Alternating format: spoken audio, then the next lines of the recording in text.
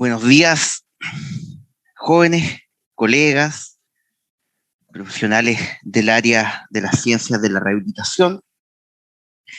En esta segunda semana continuamos con los contenidos que hemos comenzado a ver asociados a la práctica basada en la evidencia, enmarcado en este síntoma que aqueja a gran parte de la población mundial, como es el dolor. Entonces, en esta línea argumentativa que nosotros ya hemos establecido, asociado a que en general cuando hablamos de la práctica basada en la evidencia, no solo se restringe a la lectura de un artículo científico y que bajo esa premisa lo que se plantea en algunos contextos de que lo que no se mide no existe, al contextualizarlo al dolor, damos espacio a que las creencias también juegan un rol muy importante a la hora de generar en nuestra intervención. Y en ese correlato, ¿cierto?, en estas líneas de contenidos que hemos establecido hasta ahora, tenemos que comentar algunos aspectos que se enmarcan en el sistema sensoriomotor, que ustedes ya han visto algunos elementos en módulos pasados, pero que son interesantes de relevar para ir comprendiendo e ir integrando los distintos conocimientos que tienen hasta este momento. Este sistema sensoriomotor, ¿cierto?, como gran elemento de integración de los distintos estímulos que nuestro organismo capta, y en función de esos estímulos nosotros generamos respuestas que son proporcionales a las magnitudes de las perturbaciones, nos encontramos con este sistema somatosensorial como subconjunto de este sistema sensoriomotor, en el cual tenemos distintas modalidades de estímulo. Entre ellas tenemos el tacto, la temperatura, la propiocepción y la nocicepción, que es lo que nos convoca, ¿cierto? Bajo esa perspectiva, estas distintas modalidades sensoriales tienen diversas particularidades que vamos a ir comentando. Y como provocación visual inicial de esta clase, en el marco de lo que sería la semana 2, clase número 1, ustedes pueden visualizar este GIF, en donde, como les dije anteriormente, la visión permite planificar una estrategia motora y el sistema somatosensorial actualiza los comandos motores que previamente fueron generados por la información visual, en donde mi objetivo, en el marco de la rehabilitación, es intentar que nuestro usuario logre predecir las consecuencias sensoriales que generan los estímulos y de esa manera mi conducta sea proporcional a la magnitud de la perturbación. Sin embargo, en el marco del día a día, nosotros podemos engañar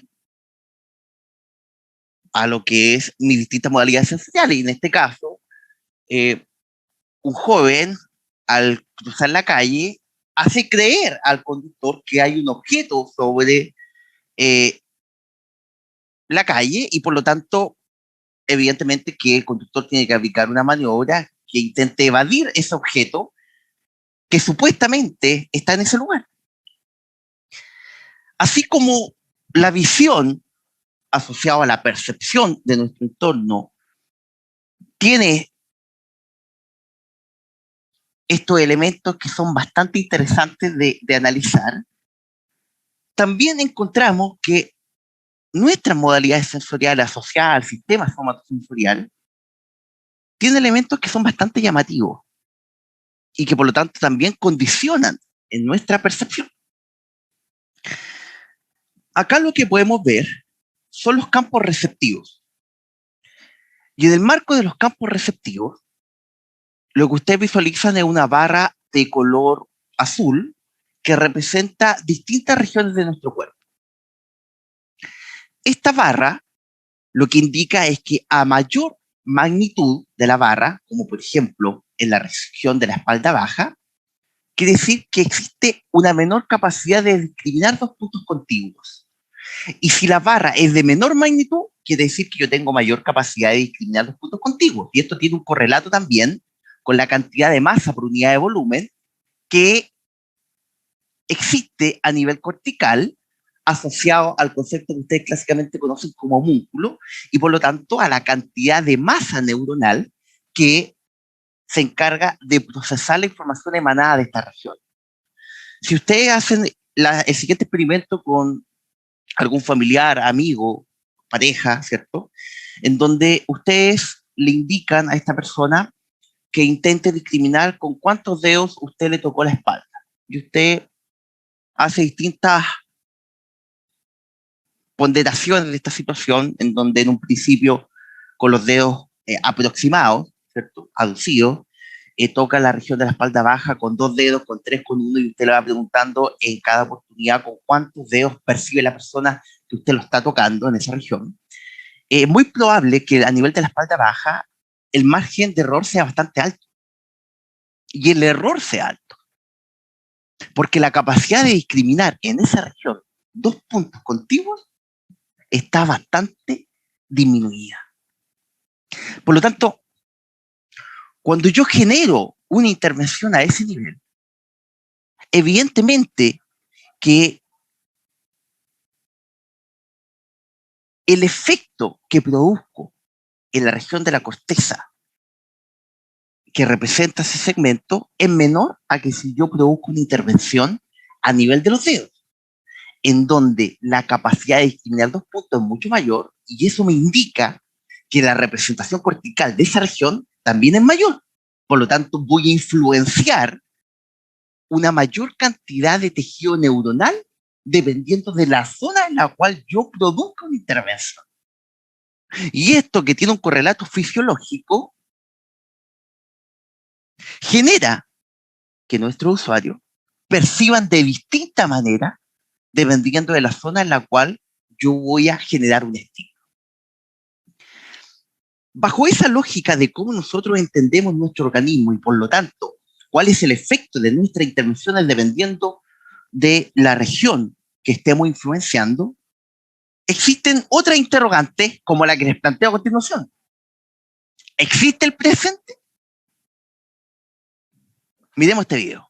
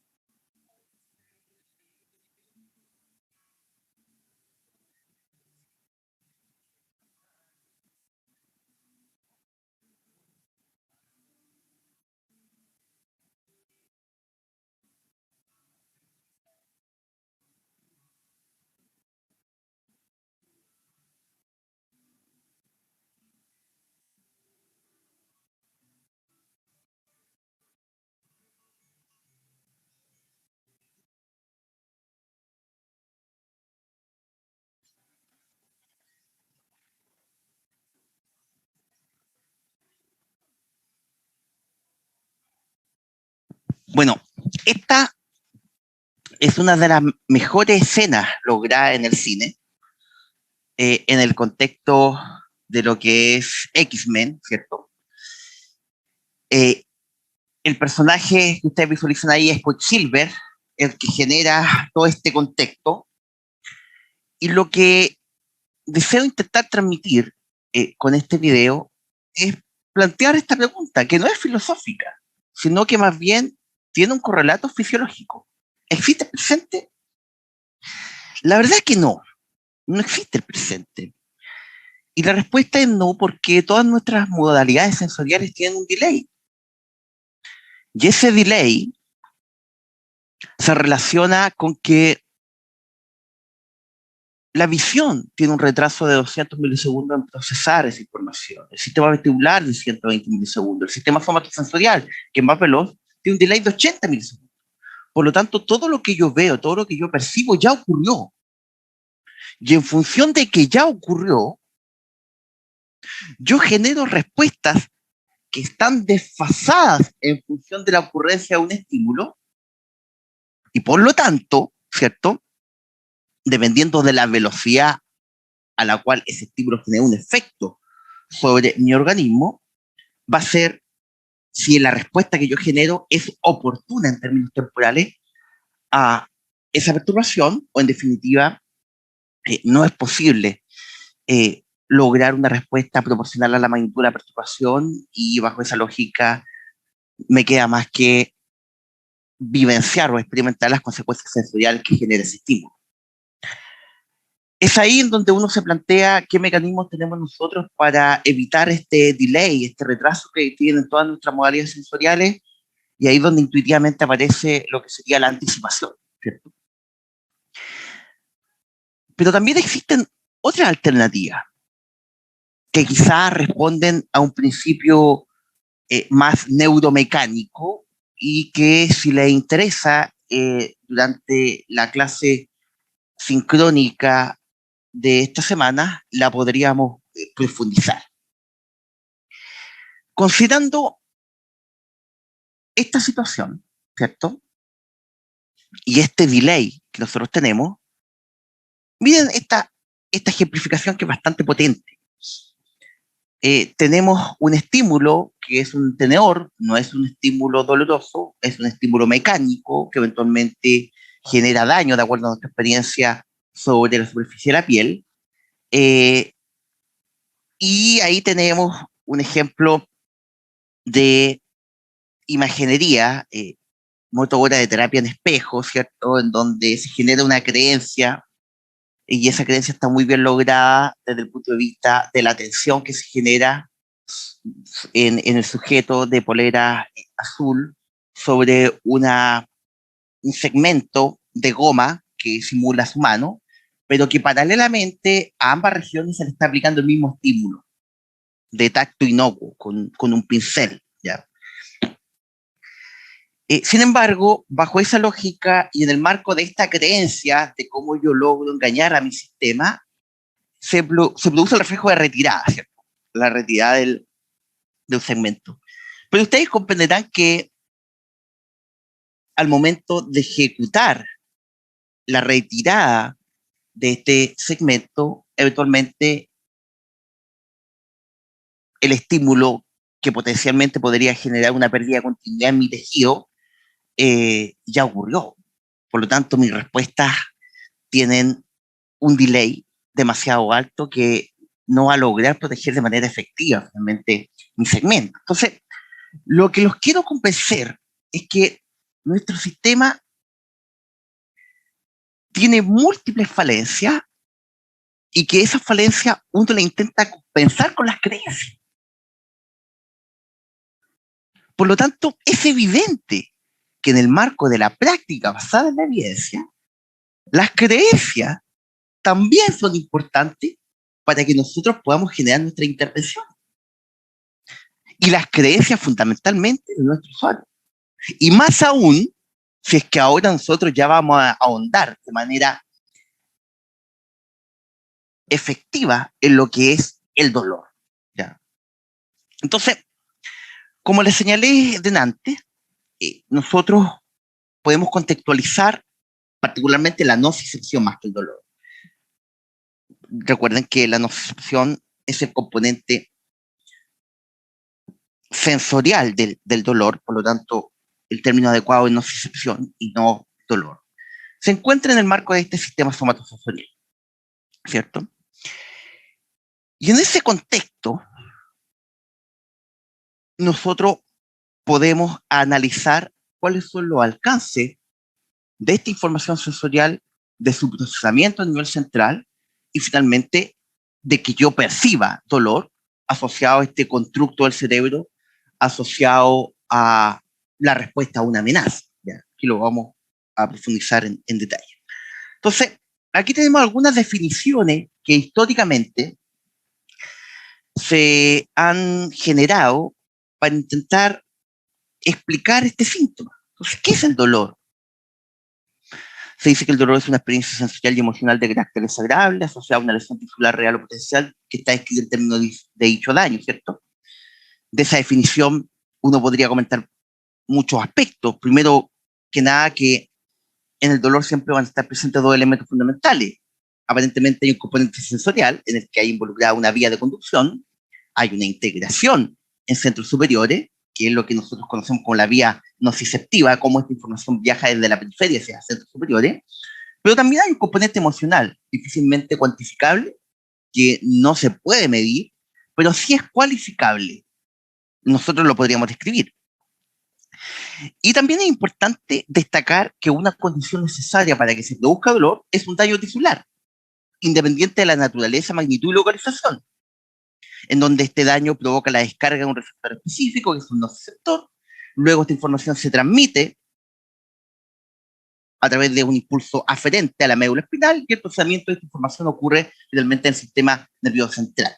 Sin embargo, es evidente que existen condiciones especiales en las cuales puede existir percepción de dolor en ausencia de daño. Entiéndase este daño como un receptor que está descargando producto de una injuria, ¿cierto? Y esto ocurre habitualmente en usuarios con dolor crónico, en usuarios con dolor de miembro fantasma o cuando se presenta un neuroma.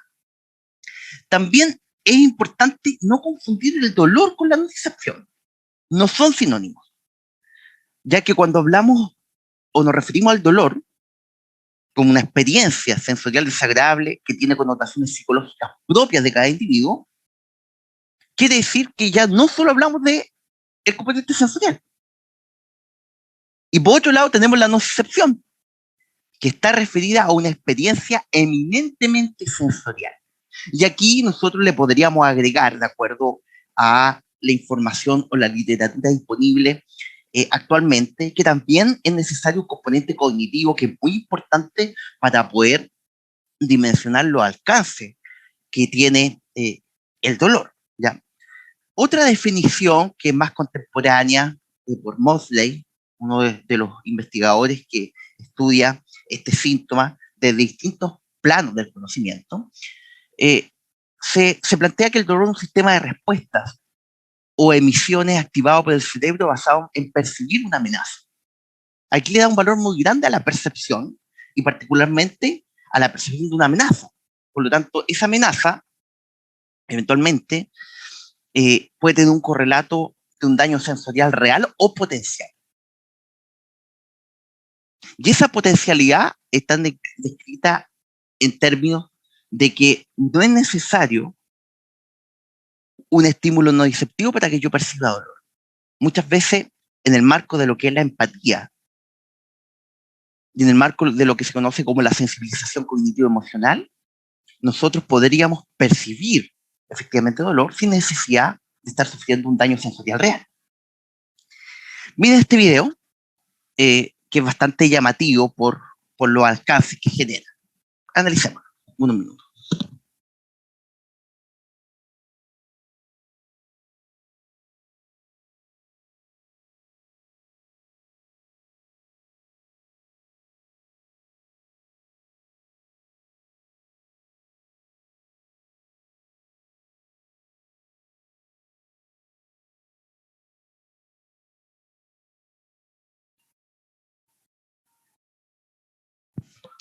Evidentemente que esta es una situación ficticia en la cual se genera una creencia de una situación bastante irregular por lo demás. Y esa creencia genera cambios conductuales, que es lo más potente finalmente de lo que se quiere transmitir con este video. Por lo tanto, cuando nosotros nos enfrentamos a un usuario, es evidente que nuestras palabras, nuestra forma de expresarnos, el contexto en el cual generamos nuestra atención, los estímulos visuales, los estímulos auditivos, los estímulos sensoriales, el placebo, el condicionamiento, todo eso va a modular el efecto de nuestra intervención.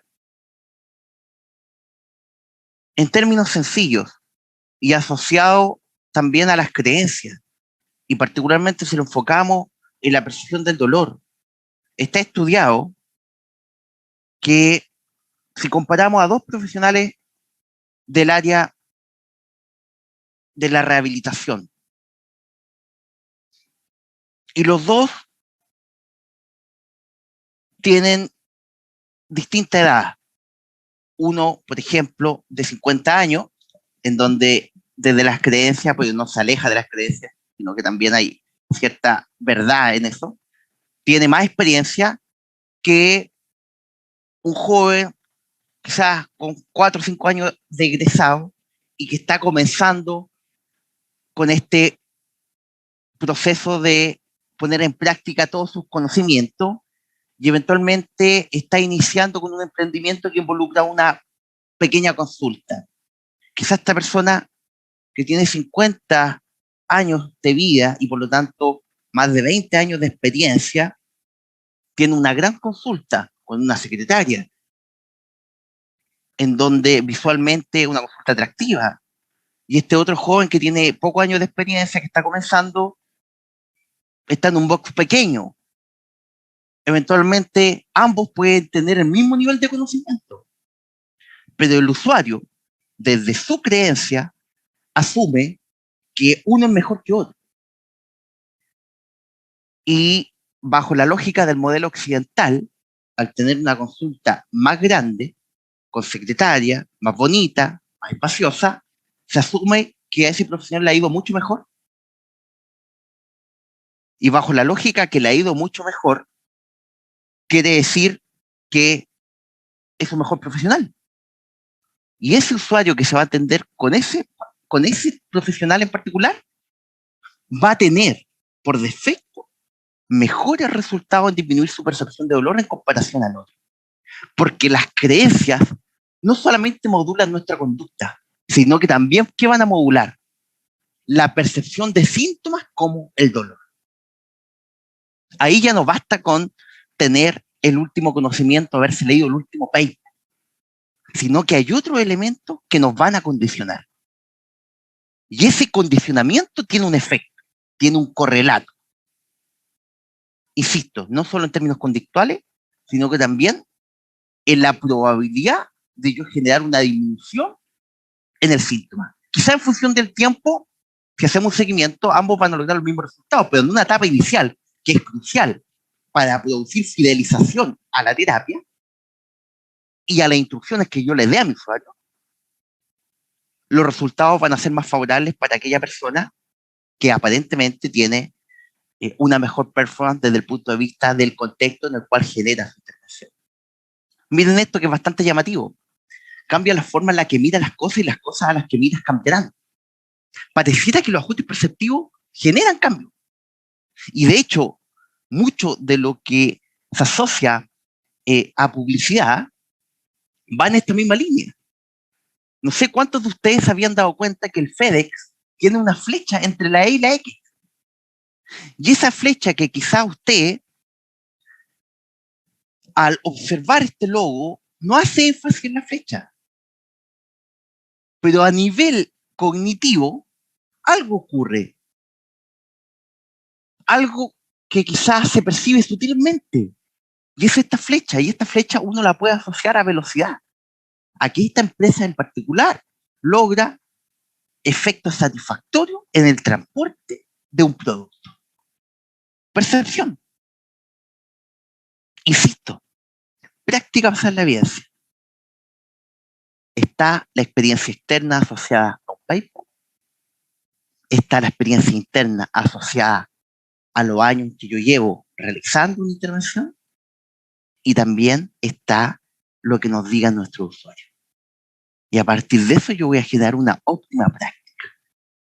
Y en todo este contexto, la percepción permea los distintos planos de esta experiencia y de las creencias, lo cual va a modular evidentemente los efectos que podía tener nuestra intervención.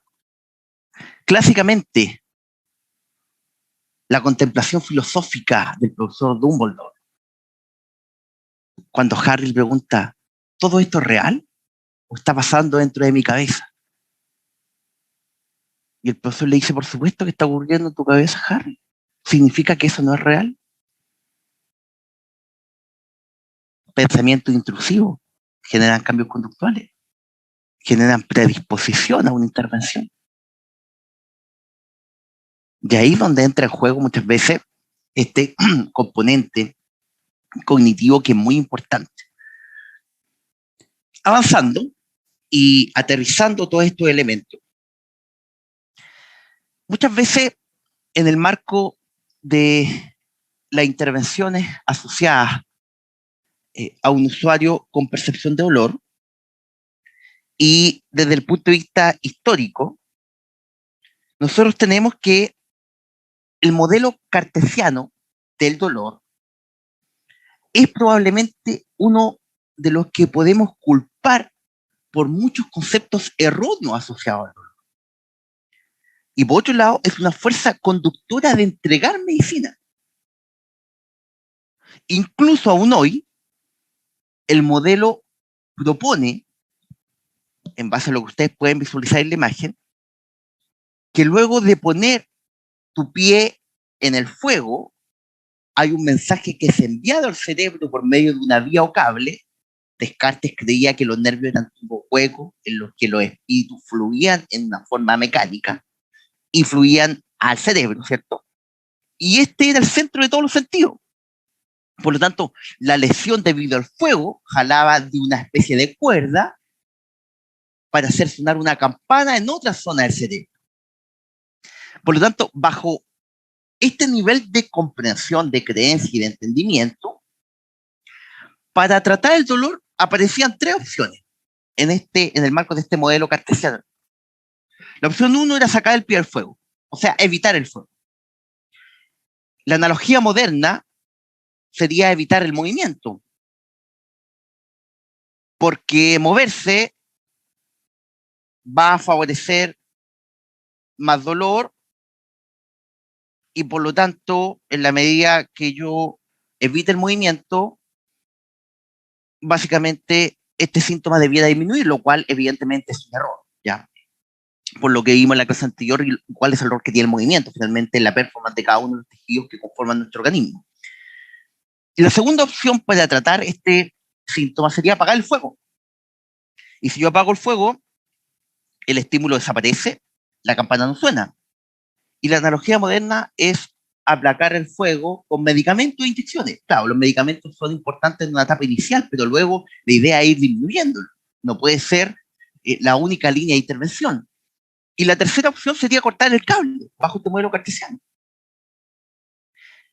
Y por medio de cortar el cable, el mensaje de dolor se detiene, la campana no puede sonar, y la analogía en nuestro tiempo moderno es la cirugía. Entonces, si el modelo cartesiano funcionara, la cirugía debería ser 100% exitosa. Pero se asume que, por ejemplo, 20% de los usuarios operados con disectomía tienen el mismo peor dolor después de una cirugía, o que las fusiones lumbares tienen que generar un 50% de tasa exitosa en variables como el dolor y la discapacidad. Por lo tanto, pareciera que este modelo o esta forma de entregar medicina no es la más adecuada y se fundamenta en creencias que son erróneas. Si yo quiero disminuir la percepción de dolor y bajo la lógica de la explicación de Descartes, saco el pie del fuego y en términos simples sería como evitar el movimiento es fundamental.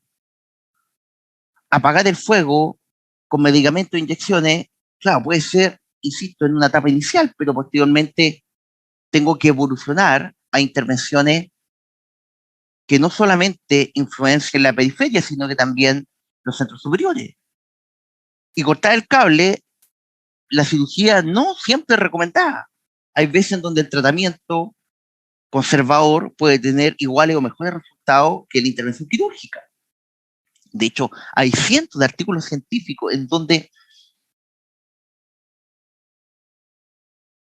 grupos de usuarios han sido expuestos a cirugías placebo en comparación al grupo de usuarios que efectivamente se les generó una intervención sensorial en términos de una remodelación o adecuación del tejido. Y en ambos casos han tenido los mismos resultados en el seguimiento en relación a síntomas como el dolor y también en términos funcionales. Por lo tanto, algo ocurre desde el punto de vista del dolor que es un muy buen ejemplo para poder fundamentar todo lo que tiene que ver con la práctica basada en la evidencia. Miren acá, ¿qué tan común es la degeneración discal en población asintomática? A los 20 años, un 37%, perdón, a los 20 años, si bien digo, un 37% de la población presenta degeneración discal y es asintomática. A los 60, un 88%. Por lo tanto, pareciera que no es necesario daño sensorial para percibir dolor, sino que hay otros elementos que también juegan un rol bastante importante y que es fundamental a la hora de nosotros entender y ponderar cómo generamos intervención. Dentro de lo que son las esferas que componen el proceso doloroso, de acuerdo a este autor, Gordon Waddell, tenemos distintos aspectos. Tenemos una esfera sensorial, que ya no se habla de nocicepción, sino que es un sistema sensorial. Tenemos una esfera cognitiva, que es un momento en el cual el dolor se hace consciente, en donde se pueden identificar las características del dolor, y tenemos una esfera afectiva. Aquí ya no hablamos solo de sufrimiento, sino que más bien de todas las emociones que conlleva el dolor, como lo son la angustia, el miedo, la impotencia. Pero también aparece el concepto de conducta enfermedad, que básicamente es un conjunto de exteriorizaciones que se producen en la persona producto de las esferas anteriores. Y también tenemos el ambiente social, que es cómo la conducta de la enfermedad de la persona afecta a su entorno social. Por lo tanto, como podemos observar, las esferas que componen el proceso doloroso nos permiten identificar de manera didáctica el o los niveles de compromiso del dolor. A modo de ejemplo, una persona que sufre un accidente, se golpea, tiene una alteración a nivel sensorial, en la medida que este dolor persiste, irá comprometiendo de forma gradual las distintas esferas hasta llegar a comprometer eventualmente su entorno social, la familia, el trabajo. Por lo tanto, es evidente que el abordaje terapéutico de este complejo síntoma requiere un enfoque integral, requiere un enfoque multidisciplinario o interdisciplinario, dependiendo de cómo lo queramos ver y en el contexto en el cual nosotros nos encontremos. Muchas veces, en contextos ideales, ¿cierto?, se requiere de un equipo destinado a tratar la alteración a nivel sensorial, emocional, conductual y social que aquejan a un usuario con un cuadro doloroso. Bajo esa perspectiva, está bien establecido que los conocimientos y el dolor están interrelacionados. Varias cogniciones requieren consideración. Entre esas cogniciones tenemos, por ejemplo, el miedo y el catastrofismo. ¿Cómo entendemos el miedo nosotros? Podríamos decir que el miedo es una sensación negativa, angustiante, inducida por una amenaza percibida. ¿Y qué es el catastrofismo? Podríamos definirlo como la incapacidad de prever cualquier otra cosa que no sea el peor resultado posible, aunque sea poco probable, o experimentar una situación como insoportable o imposible, cuando solo es incómoda o desagradable, como señalé anteriormente. Y bajo esa lógica, lamentablemente, lo que les voy a comentar ahora está reportado en la literatura y se asocia que la imagenología como mecanismo de evaluación, que también, ¿cierto?, nos permite ponderar la magnitud del daño asociado particularmente a aspectos sensoriales, es una fuente de miedo y de catastrofismo. Muchas veces cuando desde el punto de vista de los profesionales de la salud intentan explicar una condición de salud, y esa condición se explica a partir de imágenes, y si lo enfocamos puntualmente en el dolor, se le señala que su percepción de dolor se debe a que existe, por ejemplo, una compresión en una estructura nerviosa, se adjudica a que el dolor depende única y exclusivamente del componente sensorial. Pero puede ser que en el contexto emocional y en el contexto cognitivo, los distintos planos de la vida de esa persona no estén en óptimas condiciones. Por lo tanto, lo que en un usuario generaría una percepción de dolor baja, debido a que otros planos de la vida están comprometidos, que generan estrés, ansiedad y otras emociones o sentimientos, genera que la percepción de dolor asociado a un determinado tipo de lesión sea bastante alta. Y ahí no existe correlato. No existe correlato entre la cantidad de daño y la cantidad de percepción de dolor. Y es por eso que no existe una relación proporcional entre daño y dolor, porque hay otros planos del conocimiento que están involucrados en que yo percibo este síntoma. Y ahí es donde entra en juego la emoción y entra en juego, evidentemente, que la cognición. Y aquí es donde les planteo esta situación. ¿Son confiables las resonancias nucleares magnéticas? Un paciente, 10 diferentes resultados, 49 diferentes hallazgos, 16 fueron únicos. Y cada radiólogo cometió un promedio de 12 errores. La imagen es susceptible del error. Dependiendo de la técnica que se ocupe, son los resultados que yo puedo obtener. Y bajo esa perspectiva, dependiendo de cómo yo verbalice los hallazgos que logro visualizar en función de este tipo de exámenes, va a ser el miedo y el catastrofismo que yo voy a infundir en mi usuario. Y por lo tanto, podría profundizar aún más la percepción de dolor de mi usuario, dependiendo del lenguaje que yo utilice. El lenguaje crea realidad. El lenguaje no es neutro. Es como cuando nosotros hablamos, por ejemplo, desde el punto de vista del sistema nervioso,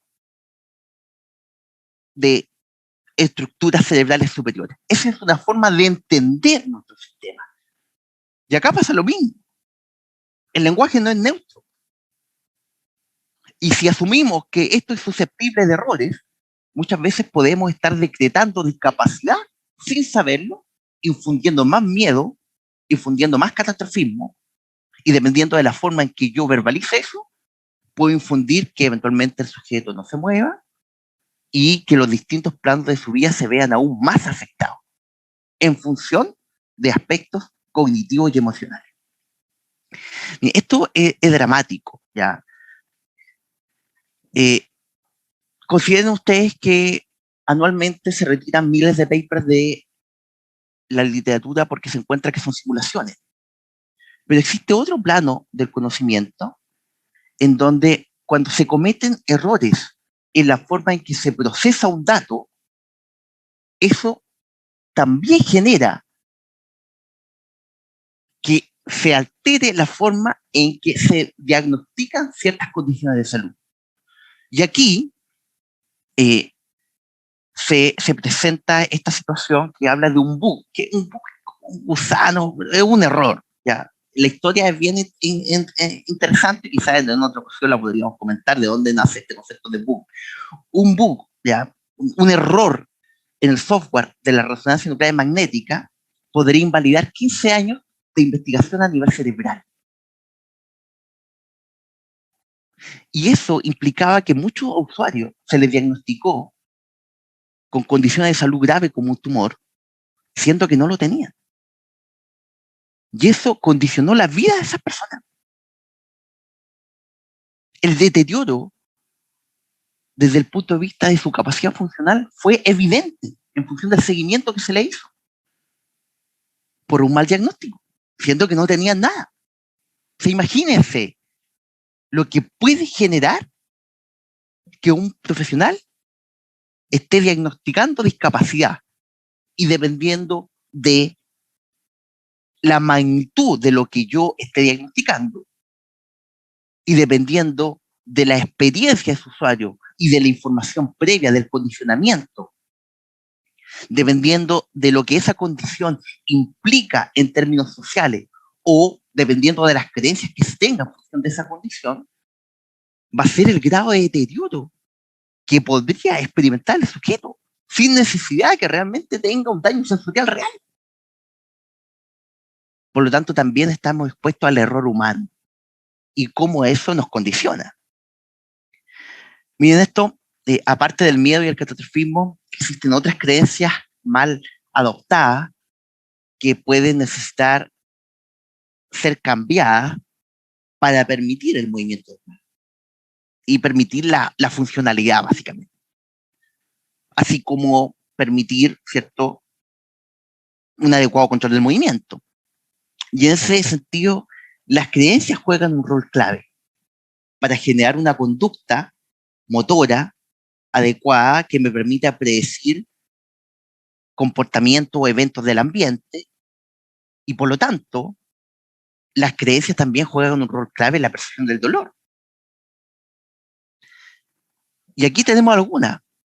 Creer, por ejemplo, que el dolor debe desaparecer antes de realizar cualquier actividad normal y movimiento en el marco de nuestra terapia, esa es una creencia errónea.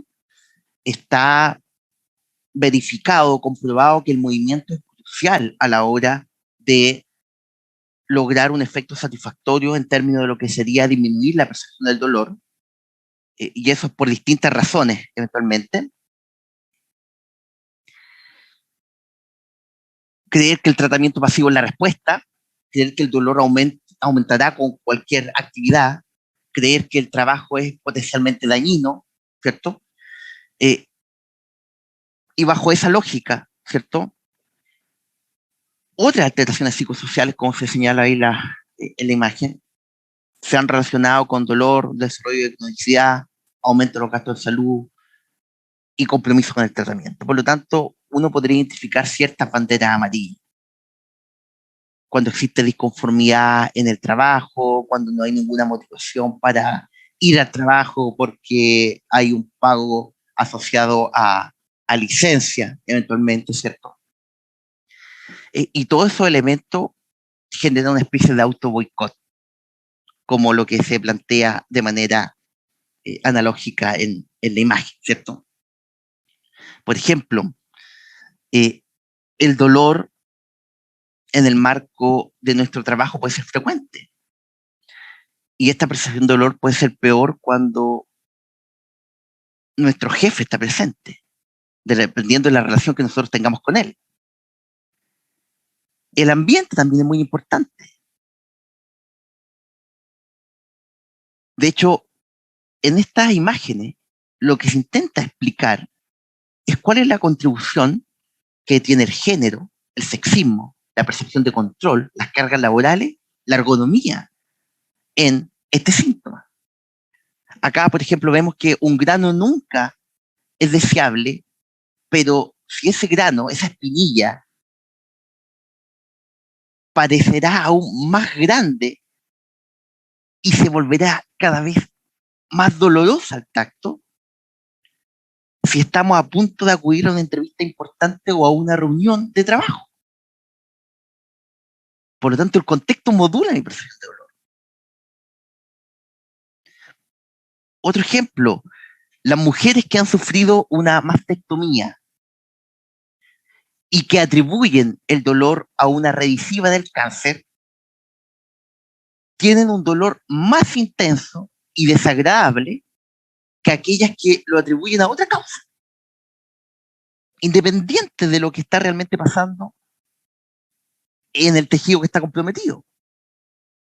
Y evidentemente que también puede suceder a la inversa. Bajo esa lógica, se sabe desde hace bastante tiempo, un par de décadas, que cuanta más información tiene el usuario sobre una intervención quirúrgica y conoce incluso que el dolor postoperatorio es normal, más se reduce la cantidad de analgésicos requeridos tras la cirugía. Por lo tanto, la cantidad de dolor que experimenta un sujeto está influenciada por cualquier persona que está alrededor. En experimentos de dolor, los hombres muestran un umbral de dolor más alto si son evaluados por mujeres. Así como también cuando están acompañados por su esposa, los usuarios con una esposa muy atenta y cariñosa sufrirán más dolor que aquellos que tienen una esposa menos afectuosa y atenta.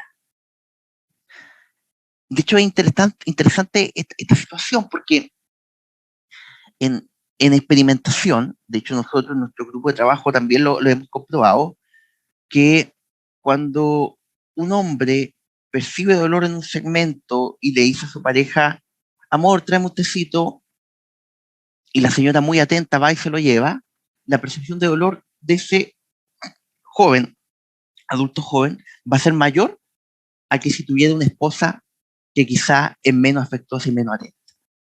Y el hombre le dice, amor, tráeme un tecito, no, párate tú, ya estáis viejo, ya, yo tengo otras cosas que hacer. En ese contexto, la percepción de dolor va a ser menor. Pero cuando uno tiene una pareja más afectuosa, más atenta, aparentemente la percepción de dolor es mayor. Otra situación, uno de los dolores más comunes en el planeta es el dolor de una pieza dental.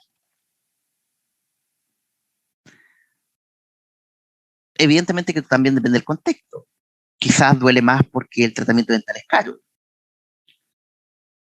Eh, un dentista conoce ese tipo de paciente que eventualmente solicita una cita urgente y el dolor muchas veces aparece en el mismo instante en el que entra a la consulta. Por lo tanto, el dolor nos lleva a emprender una acción. Y cuando yo emprendo esa acción, muchas veces este síntoma tiende a disminuir. Si el dolor se ha ido, el cerebro estará probablemente satisfecho de que yo haya emprendido la acción requerida.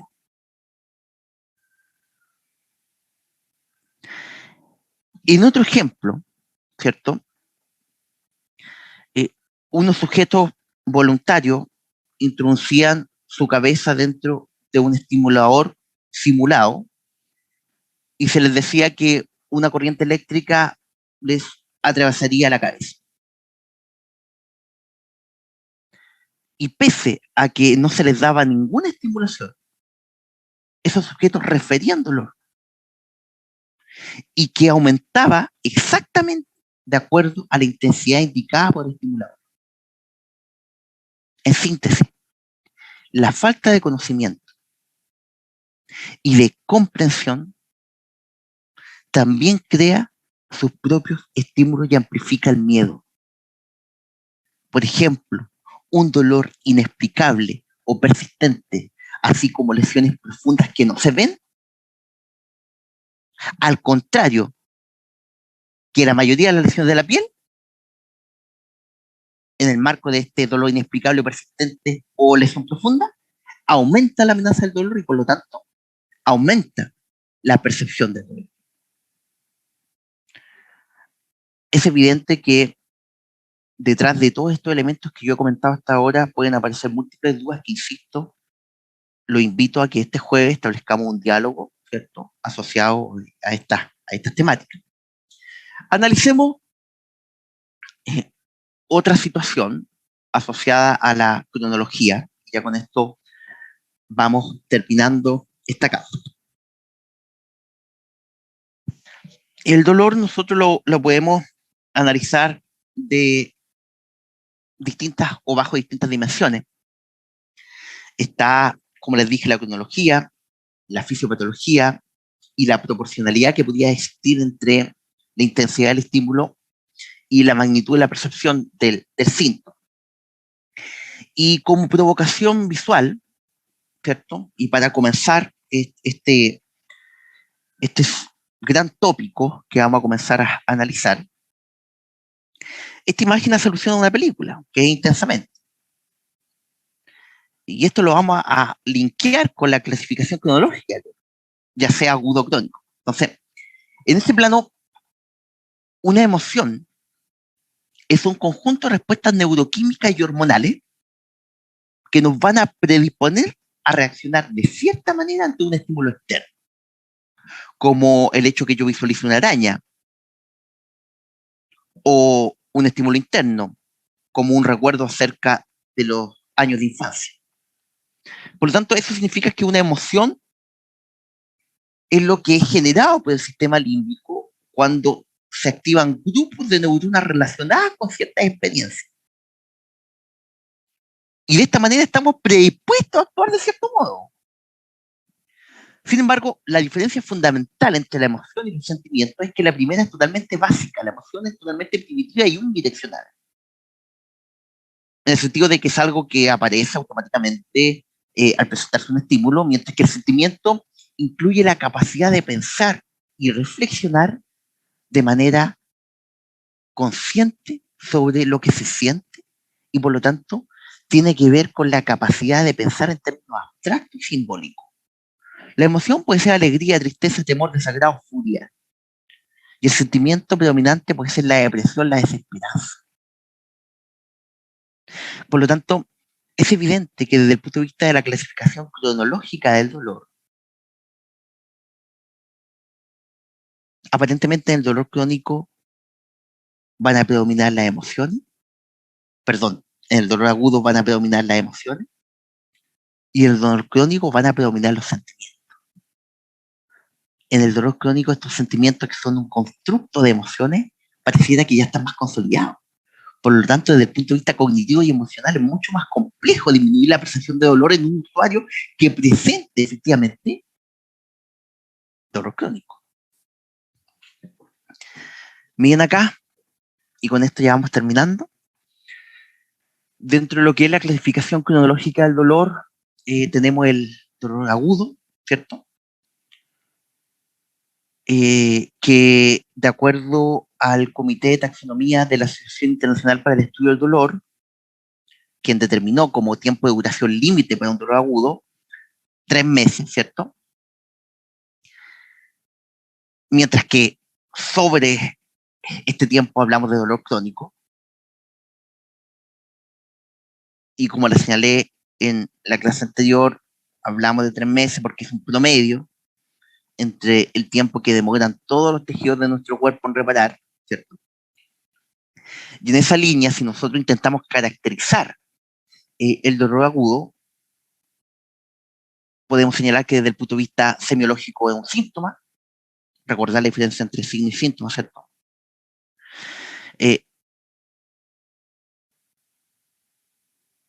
Tiene un comienzo bien definido el dolor agudo, involucra primariamente al individuo, ya que en el marco de una persona con dolor agudo el problema es personal, a diferencia de una persona con dolor crónico, la cual está afectada a su entorno familiar y social, y responde bien al modelo biomédico, se alivia con tratamiento enfocado al alivio del dolor, como medicamentos, AINES, corticoides y algunas otras modalidades de intervención. ¿Ya? Acá, este fue uno de los primeros artículos científicos que publiqué con un grupo de colegas en el marco del dolor agudo. Siempre hay un cariño especial al primero, ¿cierto? Ya por el año 2017, en donde me comencé a interiorizar y encontré la fascinación por el mundo de la investigación en distintos tópicos, pero particularmente lo que es el dolor. Y básicamente lo que nosotros queríamos comprobar cuál es el efecto de una intervención precoz a nivel del complejo articular del hombro por reparación artroscópica al subespinoso. Y nuestro objetivo fue determinar si la aplicación de un programa de ejercicios submaximales reduce el dolor, incrementa el rango de movimiento en comparación a un protocolo convencional en sujetos con cirugía artroscópica al subespinoso. ¿Ya? Bajo esa lógica, nosotros teníamos algunas premisas que fundamentaban nuestra intervención precoz. Y dentro de esas premisas les voy a comentar algunas. El desgarro del manguito rotador es la causa más común de discapacidad del hombro. Listo, epidemiológicamente importante. Los redesgarros del manguito rotador, después de la reparación quirúrgica, también son comunes y se observan tasas de re-rotura sobre el 25%. Por lo tanto, es importante proteger la reparación durante el operatorio. Estudios han establecido un margen seguro para la activación del manguito rotador, menor al 20% de la contracción voluntaria máxima para tendones reparados mediante cirugía.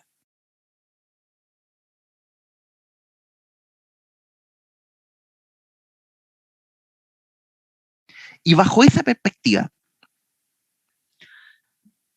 también hay otro elemento que es bastante interesante. Después de 3 semanas de inmovilización de un tejido, todos los músculos de miembro superior, actualmente se habla de miembro, ya. Nosotros en esa oportunidad hablamos de extremidad, pero el concepto más adecuado es miembro superior o miembro inferior, debido a que desde el punto de vista evolutivo la palabra extremidad se dejó para seres vivos que en la escala evolutiva son inferiores a los seres humanos. Por lo tanto, por los seres humanos se dejó la palabra miembro. Ya. Entonces, después de 3 semanas, de solo 3 semanas de movilización, todos los músculos de la extremidad superior, de miembro superior y de la cintura escapular experimentan una pérdida significativa de fuerza y control neuromuscular. Y por otro lado, solo 3 semanas de inmovilización generan una pérdida de la densidad del húmero. Y esto va en línea con lo que vimos anteriormente, en donde el movimiento es el input para que las células que conforman cada uno de nuestros tejidos, la matriz de nuestros tejidos, sintetice los productos de su matriz y así contribuyan a soportar, a transferir, a disipar las cargas de manera adecuada. Y eso tiene como fin último mantener la homeostasis del tejido que estamos analizando. Por lo tanto, la inmovilización es lo peor que puede ocurrir, asociado a que genera efectos que muchas veces requieren muchos meses o años para ser revertidos. Que esto lo podemos, de hecho, reforzar en el marco de la instancia sincrónica que tendremos durante esta semana. Y si a alguien le interesa, ahí lo podemos comentar en mayor profundidad. Entonces, ¿qué es lo que hicimos? 30 participantes, las variables fueron el dolor del rango de movimiento, ¿cierto? De distintos movimientos. Y las medidas de resultados fueron evaluadas antes de la cirugía y a la 4ª semana, que sería el término de la intervención. ¿Ya? ¿En qué consistía el grupo precoz, en este caso? Una semana de inmovilización, fue una punción glenumeral, cierta cantidad de medicamentos, y protocolo de ejercicio una semana posterior a la intervención quirúrgica del manguito rotador. Y estos ejercicios eran submaximales, ¿cierto? Y consistían básicamente en ejercicios de presión escapular, flexión pasiva, rotación externa, movimiento activo de abducción glenohumeral, flexión y rotación de tronco en bípedo, flexión y extensión de codo, flexión de puño, utilizando el ficomanómetro. Y estos ejercicios se realizan con una frecuencia de 4 veces por semana, con una duración de 60 minutos por sesión hasta la 4ª semana. Mientras que el grupo convencional se le indicó 4 semanas de inmovilización de hombro en posición de abducción glenohumeral, por lo tanto, los efectos que se generaban en la densidad y en el control neuromuscular y en el rango de movimiento a nivel de miembro superior eran todos los que yo les señalé anteriormente. ¿Qué pasó con los resultados? Ambos grupos mostraron diferencias estadísticamente significativas para todas las variables de intervención. Sin embargo, cuando evaluamos la efectividad de tratamiento comparada, el grupo de sujetos con intervención precoz mostró diferencias estadísticamente significativas en la disminución de la percepción del dolor y un incremento en el rango de movimiento glenohumeral de rotación externa. Adicional a este estudio, le hicimos un seguimiento a ambos grupos y comprobamos que la tasa de re-rotura del grupo con intervención precoz fue significativamente menor en comparación al grupo convencional. De hecho, la tasa de re-rotura del grupo con intervención convencional fue de un 40%. Y la tasa de re-rotura del grupo con tratamiento precoz fue cerca de un 10%. Y esto valida nuestras intervenciones en el marco del rol que nosotros tenemos en nuestra sociedad, que es favorecer la rehabilitación con el mínimo de consecuencias en el futuro, asumiendo cuáles son los efectos que tiene el movimiento a distintos niveles, ¿cierto? Aquí es un ejemplo particularmente a nivel musculoesquelético, pero también desde el punto de vista de lo que implica distintas estructuras corporales, cuál es el rol que tiene el movimiento en la recuperación y por lo tanto en disminuir la discapacidad de un sujeto en particular en el marco de una condición de salud que nosotros estemos analizando. Bien, jóvenes, colegas, damos por terminada esta cápsula para que ustedes la puedan visualizar y así en la instancia sincrónica nos vemos para la resolución de dudas. Que esté muy bien.